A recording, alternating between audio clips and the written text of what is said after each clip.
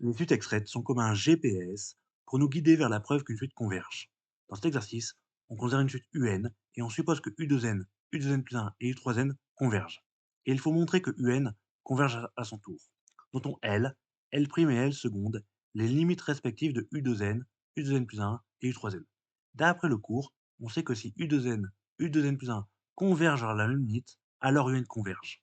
Mais rien pour l'instant ne garantit que L égale L'. En effet, les suites U2N et U2N plus 1 n'ont pas d'indice en commun. En revanche, certains indices sont à la fois pairs et divisés par 3.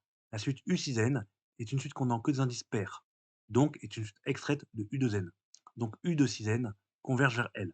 Par ailleurs, U6N est aussi une suite contenant que des indices qui sont des multiples de 3, donc est une suite extraite de U3N. Par conséquent, U6N converge vers L seconde. Et par unité de la limite, L égale L seconde. On peut également considérer des indices impairs et divisibles par 3. La suite U6N plus 3 est une suite contenant que des indices impairs, donc est une suite extraite de U2N plus 1. Donc U6N plus 3 converge vers L'. En outre, U6N plus 3 est aussi une suite contenant que des indices qui sont des multiples de 3, donc est une suite extraite de U3N. Ainsi, U6N plus 3 converge vers L seconde. Par unité de la limite, L' égale L seconde. Il en découle que L égale L seconde égale L'.